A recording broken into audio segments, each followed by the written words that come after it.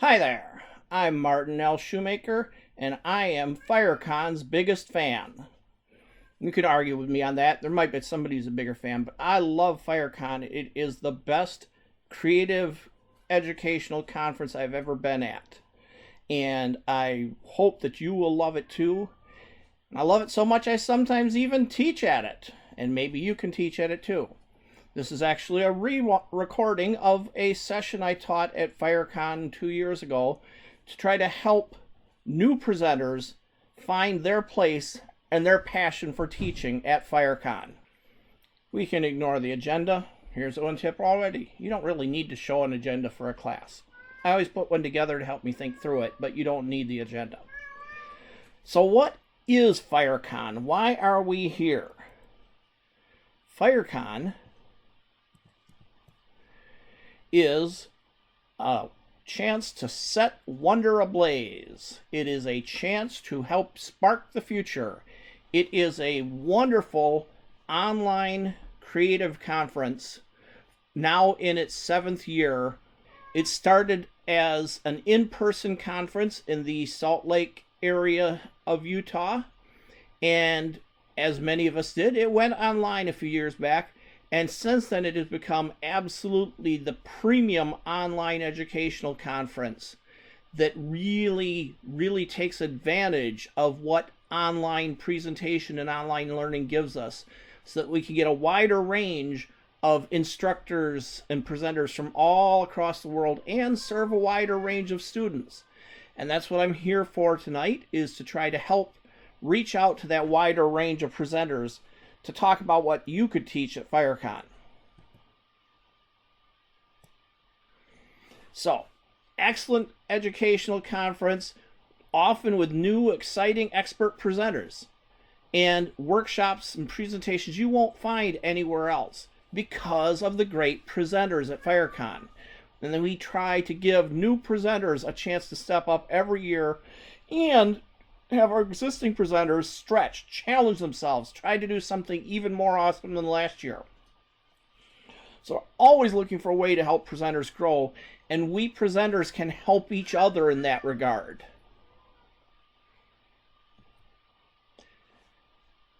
And we can do that partly by just being unafraid and taking a chance. For some of you, this is nostalgia. For some of you, it's probably that old stuff that your mom and dad watched. Little game of chicken here. And if you notice, he's stuck there. He accidentally got his foot caught. He cannot get off that tractor. He has no choice but forward. He's going to crash or he's going to have victory. That sort of boldness is what you want to bring to Fyrecon. Take those chances. And I put that clip together because of a game I call Fyrecon Chicken. So I want to talk about a couple of presentations that I have made at Fyrecon and where they came from and how I just didn't hesitate to do it. Just build the presentation, teach it, trust that I can put together great content and the students will appreciate it.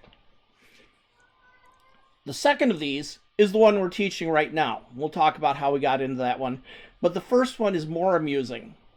The Fyrecon organizers, Jenna the schedule mistress and chief programmer, and DawnRay, the networking nexus and the other big organizer, they wanted me to help test their registration system.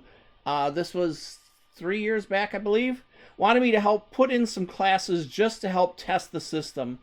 And I wanted to test something that would be, besides just testing class, I wanted to do a workshop. Workshops are longer sessions with lots of exercises for the students. And so just as a test, I put in a class called You Know My Methods, Writing Classic Mysteries. And I wrote a description of what such a class would look like and so on, and put it in and tested their system, and everybody was happy. And that was sometime in late May or early June. Came time for Fyrecon coming up, and this would have been probably late September, maybe middle September, and they started showing me my schedule. my methods was on the schedule because they had forgotten to clean out the test data before opening up for submissions. So this class I never intended to teach was on my schedule, and I pointed that out, and Jenna said, "Oh, we can remove that." I said, "No, I'll teach it. I'll just teach that class. If I put it in, I'm going to teach it." Because I had boldness and confidence, which we'll talk about as important traits here. Now that has been so successful that I have now taught it at Fyrecon twice and taught a sequel called The Heat Is On for advanced mysteries at the Fyrecon 2 years ago. So I had boldness, I had an idea, I ran with it. The One of Us presentation that you're seeing now came from a discussion of how do we encourage presenters to stretch, to give the content we know they can do if they just give themselves a chance to get on that tractor and just charge down that road and don't worry about crashing. Just do it. And I said, well, it really sounds like what you need is a class on how to teach at Fyrecon. And they said, yeah, give us that. So here we are. So the lesson from this is a great presentation is not an accident. Or is it? Well, both of these were kind of accidents. Okay, the ideas were accident. The classes were planned. The classes were intentional. So if you're going to teach at Fyrecon, who are you? You're a creator. Or not necessarily, although I contend that even if you don't think you're a creator, you are in some area of your expertise. But we also have what we call subject matter expert talks, which are not about a creator getting up to teach how to write or how to draw. It's about you're, say, a police officer and you have never seen real police work done right on any TV show or movie ever, except for Barney Miller, for those of you who know the old sitcom. Apparently, cops really think Barney Miller got it right. But for the most part, you know that writers who aren't cops don't know what it's like to do that job. Or a doctor, or a programmer, or somebody who has horses, or somebody who works with swords, somebody who's a veterinarian, somebody who is, we call it a subject matter expert, or an SME, or just a SME. And if you want a chance to help some writers get to be better at writing your field, your knowledge, your expertise, you could be a Fyrecon presenter for that too. Because a Fyrecon presenter has skills and has passion and a drive to share. Now, if you have skills and passion and you don't feel like sharing with other people, there's absolutely nothing wrong with that. No one's judging you for that. That's great. But some of us have this obsession. We want to share. In science fiction, we often call it the pay it forward ethos, that the people who helped me are expecting me to help you because it's one pay it forward chain through time. So if you're a Fyrecon presenter, that means you have the drive to share and the courage to get up on that tractor and take that chance, trusting that Fyrecon has your back. We're not going to let you completely splat. We're going to encourage you to get just this close to splatting and be awesome. So if you're going to present at Fyrecon, you need to think about what you love that you want to share. And you want to be specific about this. A lot of people love everything that they do. I'm a writer. I don't think there's any part of writing I don't love. And it's taken me, depending on how you count, it's taken me either 12 years or 60 years to become the writer that I am. I'm not going to cover even 12 years in a 1 or 2 hour class. So I love lots of things about writing, but for the purposes of a class, I need focus. Whenever you have generalities that you're trying to teach, you have to turn them into specific examples anyway. So for a Fyrecon class, try to start with specifics. Try to start with something very, very specific. And then from there, afterwards, your students can try to build to the general. And they'll know how to find you because you'll give contact information. You notice my website address at the bottom of each slide, and I had my email address on the slide. They'll know how to find you. They can come back and ask you for how to go to the general, but try to dig deep into the specific. So a class on animals of the history of the world is not nearly as useful as a class on fish of the Great Lakes and how the culture has grown up around them. And you could do a really good subject matter expert class on how the natives in the Michigan area built their lives around the fish, or at least those on the coast did. And you could do that. You could do a fantastic thing just on fish and their ties to the people and to the culture and the mythology of that. You could do that, and you could do that for an hour, and you would have a fascinating class, as opposed to, I want to talk about animals through history. So be specific. Find a thing you really love. Sometimes you'll do it by building a class around a favorite story or an author or a book, and then use that to build on that. So you could say that I want to do the depiction of the Fae in Jim Butcher's Harry Dresden books. And if you're a Dresden fanatic like some friends I have, you could do a really in-depth talk on just that and draw lessons from it that apply to other books and apply to what other people might write. Try to talk about how he varied in his Fae from the more traditional, classic Spencer's Fairy Queen and so on. Take that specific story, draw lessons from it, and then if you think it's too obscure, let Fyrecon decide that. We as writers often have a phrase, don't self-reject. If you have a story you don't think that a particular market's going to want, let the editor decide that. Now that's clearly, you've got some limits. If it's out-and-out fantasy, you don't send it to Analog, which is strictly a science fiction magazine. But if it's science fiction with the return of elves, and you say, is that fantasy or is that science fiction? Let Analog decide that. Similarly, don't think your talk is too unique, too specific. Let Fyrecon decide that. And let me give you an example of this. I happen to be a huge fan of How I Met Your Mother, the TV series, because I'm a huge fan of frame stories. And in fact, I've written more than a few of myself. But more than that, I started when I'm watching the end of How I Met Your Mother. If you hate the ending, that's fine. You're allowed to be wrong. But I love the ending, and I watched this whole thing come together, and I realized that this was more than a frame story. This was a frame story where all the pieces in the frame, all of the sub-stories, were all from one set of characters, one universe, and so on, as opposed to Canterbury Tales or 1001 Nights, where the frame story of why we're telling these stories is separate from the stories themselves, entirely different universes practically. And I said, I love this topic. I want to talk on this topic. It's too obscure. It's too niche. And I submitted, and they said, oh, sure. We love that. Go ahead and talk about that. So don't be afraid to take your favorite influences and build a class around those and see what lessons you can draw. Because that's the important thing. Your favorite influences, your favorite stories, they have taught you things. Introduce those same topics built around your favorites. So that's one approach. And then get excited. Get excited. I'm ashamed to say just how blubbery I got at the end of the How I Met Your Mother Mosaic story talk.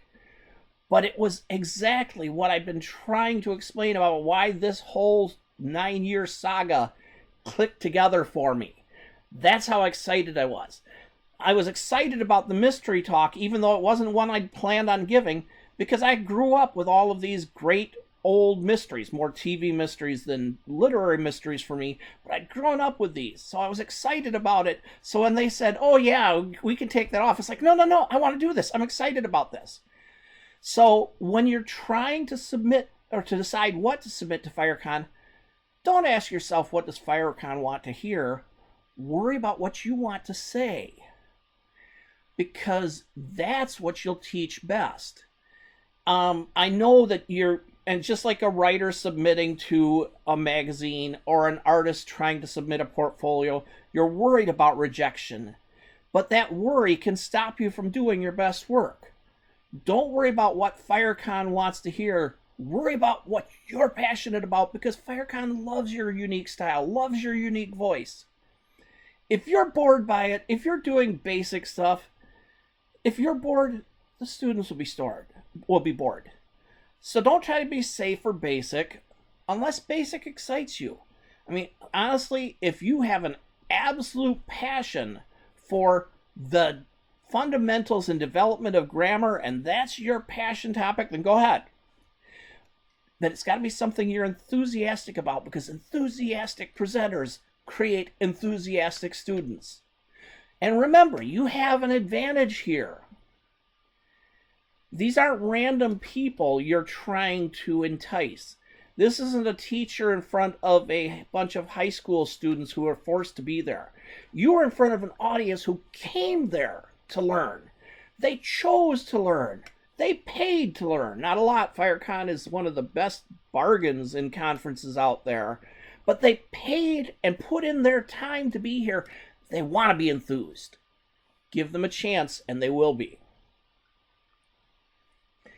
And then you can go bold. Simple stuff you can find on the internet anywhere. Yes, I am sure you can do, if this is your thing, you can do a passionate talk on passive voice. If that's something that enthuses you, go ahead and try. But passive voice, as important of a topic is covered in probably 1,000 places on the internet. They can find those anywhere. What they can't find anywhere on the internet is you at Fyrecon and at your own sites. That's the only places I'll find you, unless you are somebody who just talks on this so much that you're everywhere. But they're here to learn from you, so don't be afraid to be bold. Not loud, bold. Bold is confident. You're ready to teach and also to learn, because part of boldness is recognizing you don't know everything. Loud is bluster, and arrogance is often the fact that you know you don't know everything and you're afraid of getting caught. So you're going to talk louder so no one will talk over you. So when you're building your titles for your talks, try to be bold and confident and specific. Writing 101 is not going to get anybody in the door. You know my methods? If they're a mystery fan, they know that phrase from Sherlock Holmes. So already they say, oh, this is not just a talk on mysteries. This is a talk on mysteries from someone who loves mysteries and is trying to give us Sherlockian knowledge. So try to get bold and confident titles. Keep in mind that a title can almost always have a title and a subtitle. So you can be a bold statement in the title and then be a little more explanatory in the subtitle. But make sure that your title and your subtitle do in fact explain what they're going to get. That was Larry. Larry just decided to come visit me. He likes to visit when I'm talking to people online. He loves to get in front of the camera. Gee, I don't know how a cat of mine ended up being a ham, but yes, he's a ham. So that was Jerry coming in. Now he's off to get his food, so he'll probably come back before I'm done. So, bold, confident titles, but make sure the title explains what you're going to be introducing to them in at least a hook, at least a little bit. If I just said that my talk was How I Met Your Mother, well, okay, they know it's going to be about the show, but they don't know what I'm teaching. But if it is about How I Met Your Mother as an example of mosaic stories, they're going to say, wow, I wonder what a mosaic story is, and I know How I Met Your Mother. How would that be? I can sort of see what a mosaic... I've caught their attention with a specific title. Writing 101 is not a specific title. Editing is not a specific title. Editing Victorian-era anthologies, that's a specific title. It's giving some idea of what they're getting into. And now I've touched on this before. I'm going to say it again. You need to be fearless. fearless in your topic and your material. This is an old lesson I learned when teaching software design. Man, that was 2000 era and previous. I'm old. I'm sorry. I'm old. Old lesson I learned way back then. I would fret so much about what I didn't know because there's always a billion things you don't know in any area that you work in. But instead, focus on what the students don't know, want to learn, and you do. That's where you can help. Don't try to be everything. Don't lie to them. Don't lie to yourself, and don't lie to Fyrecon. If it's not something you feel like you know confidently, then you need to think of another topic. But you can add to your knowledge over time. When I proposed the How I Met Your Mother Mosaic talk, I knew that it would help if I could put in more context of framing stories through history. So I went out and started doing some research on that.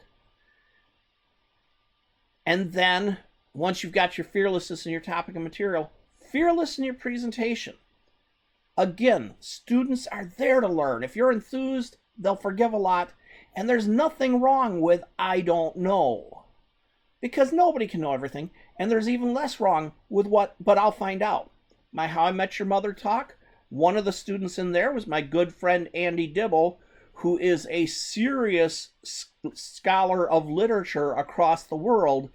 And he had more than double examples of framing stories across the world, across different cultures, to go with the few I'd researched. Great. Thank you, Andy. I can't be the expert on everything, and I'm happy to have somebody pitch in and help.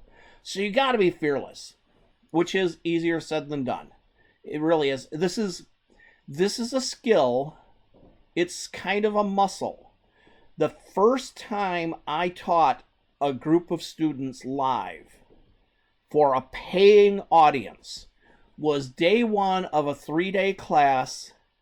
And by the end of day one, I wanted to hide in my hotel and just never come out. Because it's emotionally draining. But it gets easier. It does get easier with practice. And Fyrecon is a great place to get that practice because it's an online event. It's online instruction. So 1 minute after your class is done, you can close your computer and go curl up in your bed and hide if that's what you need. You can partake in an adult beverage if that's what you need. You can pet your cats. Or you can jump into the lounge where people are talking about your talk and want to hear more. It gets easier. Like I said, that first day of teaching just about killed me to the point where I thought I would never do this again. I think my record now for Fyrecon presentations is 16 hours over the course of one Fyrecon. And at the end of it, I'm just jazzed. Go to the bar convention afterwards. I'm just jazzed. I'm hanging out. I'm having fun because now it's reached a point where it energizes me to see people pick up my ideas and start running with their own. So, I tell you to be fearless, knowing that starting out it may be difficult. Some of you are much more extroverted than others. Some of you have already been in front of classes. Some of you come from military or other hierarchical command structures where you're expected to be able to teach and give orders and stuff. Everybody's got a different level of comfort with this, but you can build the fearlessness over time. And now you want to be memorable. When you're submitting talks, think about what you would want to see and how your personality can become part of that talk. Don't be afraid to be quirky. If I'm not quirky yet, somehow I'm falling down because I generally am quirky throughout the presentation.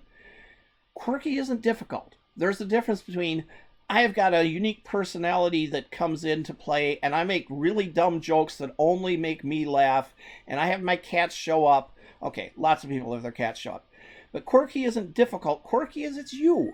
It's your personality. But your personality should not be difficult. It should not be demanding. It should not be shutting down students when they come up with their own ideas. It should be just your natural self, only a little bigger, because you're reaching out. And you can certainly add humor to it. A little humor goes a long way. Emphasis on little. It's great if you've got some jokes. Jokes can teach, but you're here to teach, not just to entertain. Although when we go to the lounge areas of Fyrecon, you can do some pretty good joke sessions there. And dream big. Try to imagine this as a really big, exciting topic that people are going to want to see, so that you can say, how do I satisfy those big dreams of theirs by having a big dream of mine? All right, so you're not sure what you want to present at Fyrecon. There's lots of things that interest you, but you just don't know one that really excites you yet. One technique for this, common old conference talk method, or many other places use the concept of brainstorming. Either by yourself or with a group, just put together a bunch of ideas, as many ideas as you can possibly come up with in, say, half an hour or an hour. And some of the rules of quote-unquote formal brainstorming are you don't judge anything. Nothing you say is a bad idea during the brainstorming session. So if you decide that, hey, I would really like to write a class on writing stories full of Germanic root words because they have such a wonderful guttural sound to them. They give a real sense of clash and conflict. Is that a good idea or a bad idea? I have no idea. We're brainstorming. Put it down. Encourage even wild ideas, because wild ideas, first of all, sometimes turn into really cool ideas. And second of all, wild ideas can inspire other ideas. And if you're brainstorming as a group, build on top of each other. So it's like, well, yeah, those Germanic roots are wonderful, but what if we contrasted that with Latin roots and tried to show how the two different cultures with their different language roots end up with two very different story feels? So you might build on things. When you're doing this, if people are trying to go in too many directions at once, that's the only time you kind of need to stop and say, wait, let's get this idea written down and then go on to the wonderful, cool idea. And all you're after in brainstorming is quantity. Lots and lots and lots of ideas. After that, pick out the good ones. Now, I don't work this way because I always have a ton of things I want to teach. I have a ton of things that I'm passionate about. So I'm not generally doing this. But if I find myself ever in a given year where I'm out of ideas for Fyrecon, first of all, check my pulse. And second of all, then I'll just start brainstorming. And after the brainstorming, if I got some good ideas then, I will apply a lesson from Orson Scott Card, and he has a name for this exercise, and I always forget the name for it, but I think of it as no go deeper. It's a writing exercise he will do with groups of just about anybody. He loves to do it especially with kids when he can catch them early and get them excited about it, where he will say, who's my protagonist? And they'll say, generally group of kids is going to say, high school student. No, go deeper. A sophomore. No, go deeper. A sophomore girl from a small town. No, go deeper. A sophomore girl from a small town who is really, really hard up for money and she's trying to find some way to get herself a guitar. Yes! Now you've got something that's got some depth to it. Okay, so what does she want? Well, she wants a job. No, go deeper. Well, she wants a job, but she's not quite old enough to go out and work at McDonald's yet. No, go deeper. Okay, she wants a job she can work from her home or from her neighborhood. No, go deeper. Okay, she wants to babysit some kids because she knows she can do that. She's raised 3 brothers. She can do that. Great.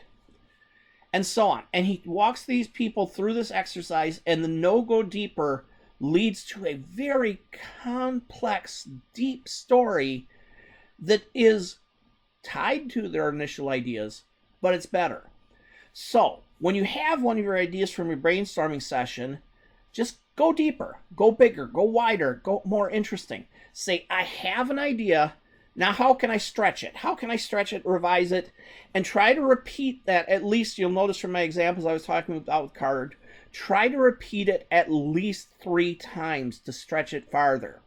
So if my idea is Germanic versus Latinate roots and how they affect the style of the story, that's already kind of deep, but card says go deeper. Okay, so we want to make it deeper, so maybe we will go and particularly look at stories that are based on folklore from before the culture started coming together and having so much interaction. And so look at specific examples of that. Okay, go deeper. All right, here are some particular stories that are similar in nature, similar in character, but very different overall. One from the Germanic and one from the Latinate. And now we've got good contrast and a good plan. And remember what I said, be specific and let the students go from there to the general. Now you've got these maybe 2 stories in each culture that have some similarities, and you're going to draw from that the stylistic differences in there and how you can use those stylistic differences today, and bam. And whoever gets the chance, submit that to Fyrecon. I'll bet you can get it, but you got to be the first one in. Another thing you can do is a technique we call ready, fire, aim. If you've got an idea or 2 for some classes, don't write them yet. Submit lots of ideas. Now, you're not going to get them all accepted. Even I don't get all of mine accepted. Every once in a while they tell me they don't want to kill me. We don't kill our presenters, they say. You're submitting too much. But propose lots of classes that you're excited about any one of them. You don't worry about, gee, they won't accept that. Just submit it. And then after they look at this and you've proposed 5 and they've selected 3, now you go write those 3 classes. And this way you put in all the fun of creating and submitting the idea, and now you get down to the work of writing the classes. When it comes time to write the classes, the old acronym Keep It Simple Stupid is absolutely an important thing. Remember I talked about be specific, don't try to cover the world. If you are doing classes, because Fyrecon breaks up into classes, workshops, they also have subject matter sessions, which are essentially classes but aimed at a different sort of subject. They have roundtables. But mostly you will be submitting classes, and your classes will be probably 1 hour, maybe 2 hours. And as a practical matter, that means you've got 50 or 100 minutes for your class. So don't try to be everything. You've only got 50 minutes. Fundamental design rule is comprehensive isn't comprehensible. When you try to comprehend everything, there's too much. You've got 50 minutes, so you need to try to focus in on the small, specific topic. If you're looking at 50 minutes, my recommendation is, assuming you're going slides, and you don't have to go slides. I know some people who teach entirely from a sketch pad or from a drawing program. But assuming you're doing slides, 50 minutes, you should have absolutely no more than 25 slides. And I say that, and I often break that. But that should be your principle that you're aiming for. 50 minutes is 25 slides, which are 25 major points. And that includes your title slide, and if you have it in there, a biography slide and an agenda slide. Try to be looking at a small number of things, because 2 minutes per slide gives you a chance to talk about each slide and have a discussion with your students. And then only try to put about 5 bullet points or less on each slide. Sometimes you get a little more crammed, this one here. But look at this. At the top level, we've got 1, 2, 3, 4.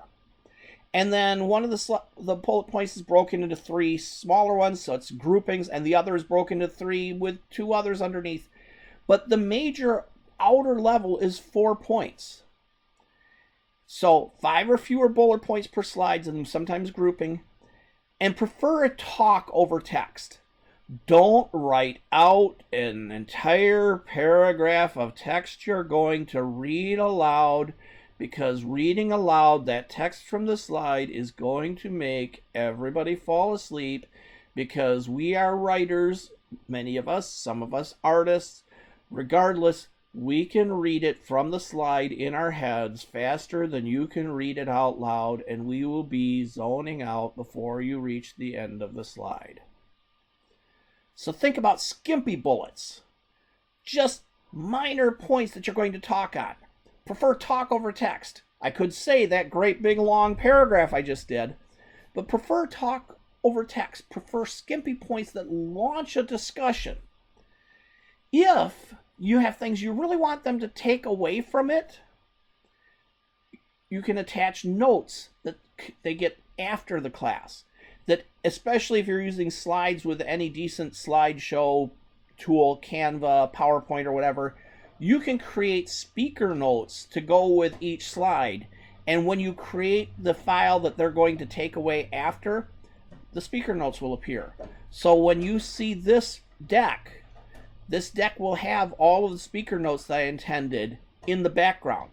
So I can get the best of both worlds. I have the tiny, simple little bullet points to spark a conversation, and I have, in the background, I have the longer, detailed notes. In fact, some people prefer to have almost no text, just have sort of pictures on a topic, and the picture sparks the conversation. I do that sometimes. Sometimes I go more traditional bullet points. But either way, keep it to small, simple bullet points to start a discussion. If you're doing exercises for a workshop, keep them time-boxed. Keep them short. It's great if you give them exercises to go do after class, but during the class, you need to keep track of how much time it takes to do the work and how much time it takes to discuss the work after. Because if you don't discuss it, you might as well have not had them do the exercise at all. You might as well have just handed that out as an exercise for the student for later on. The problem with long exercises is you get dead air. And dead air in an online class is absolutely destructive. In an in-person class, dead air is kind of bad. But I can wander around the class and look over students' shoulders and make comments on what I see they're doing. So we keep a little bit of energy going in the room all the time. In an online, if everybody is just typing away and it's all silent and somebody running late wanders into the room, it seems like a mausoleum. So short exercises with little bits of dead air are better than longer ones. And there is absolutely an art to making short exercises. And sometimes I pull it off, and sometimes I realize halfway through an exercise, this is taking too long. Let's do that one after class. So when you're thinking about topics again, go back to topics I can cover this way. A topic I can cover in 25 points or less with simple bullet points, and if it has exercises, are the exercises that are going to work well in the online format. And now it's time to conduct the class. Breathe in. Breathe out. Breathe in. Breathe out. Relax. This is not going to be a problem. Again, you don't have the unruly class of high school students. You have a bunch of creatives who wanted to be here. So you don't have to worry about the stress of how you keep them under control. So you don't have to even be formal or academic unless that's your natural style. I want you to be yourself. Whatever style works best for you, because that's when your enthusiasm comes out. And don't be afraid of mistakes. Everybody has them. If I had tried, I bet I could count 50 mistakes, 50 slip-ups I've made in just presenting this material to you tonight. I don't think I've got mistakes on the content, but my wording, sometimes back and forth, getting stuff just kind of right, but not quite. Everybody has them. You have nobody in your class who doesn't make mistakes. If you don't make a big deal of it, they won't either. A lot of the class is built around respect, yours and theirs, but it starts with you. You got to respect your topic and your students. That you don't do a topic that you don't really believe in. You have to do a topic that you think is important, and your students are there for your expertise and your ability to guide them. So have respect for that. Have respect for the con and respect for yourself. And then from there, have fun. Now, how do you conduct a class? I talked about the difference between the slideshow or the sketchpad and so on. We'll talk about that next. And I believe that for a conference like this especially, you want to use the simplest tools that work. The more bells and whistles you have, the more it buries the message under bells and whistles. If you have lots of complex plans and tools, you just have more ways things can break.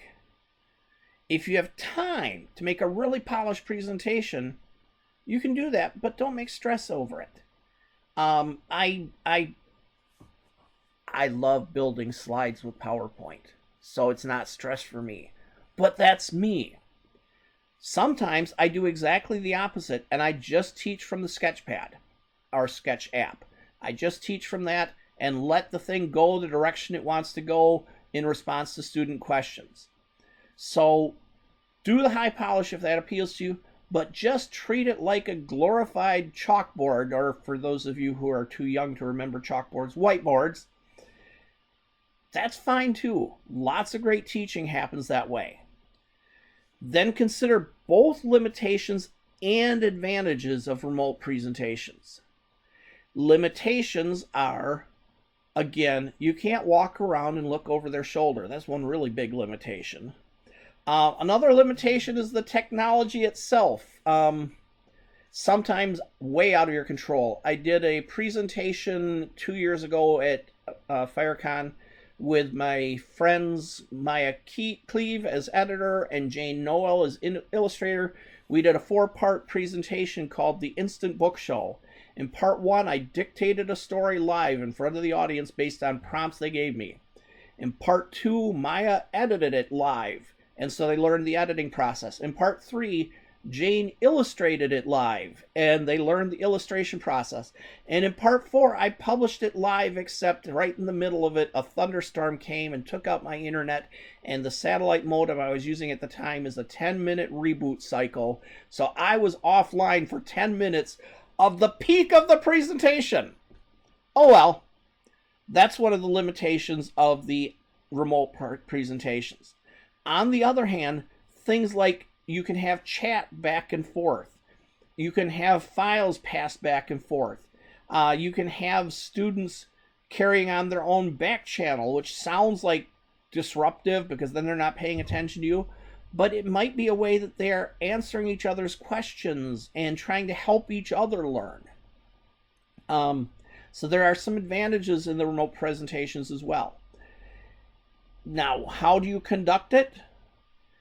You might do something that's very polished and scripted presentation with questions at the end. You might do questions during. That's my preference, but it's my preference. It doesn't have to be yours.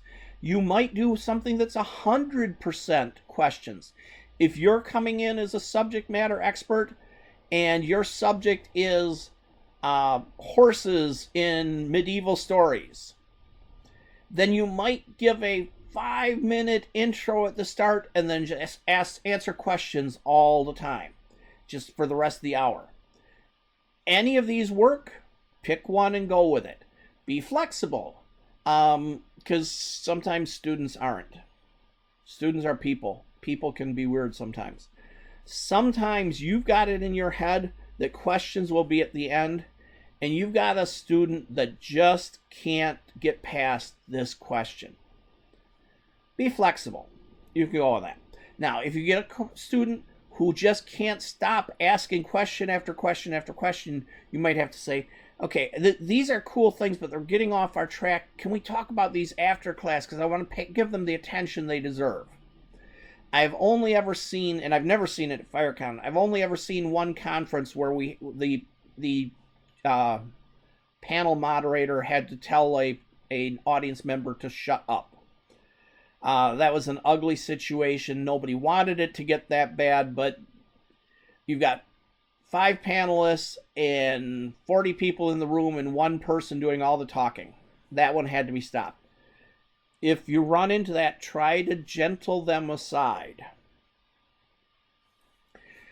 Now, one of the things you always can do with Fyrecon is ask. And you can ask other people too, but asking Fyrecon. Sometimes people are so afraid that if I'm not perfect, I'm nothing. It's like, no, ask them. I don't want you asking them what you should teach, because they want to see what excites you.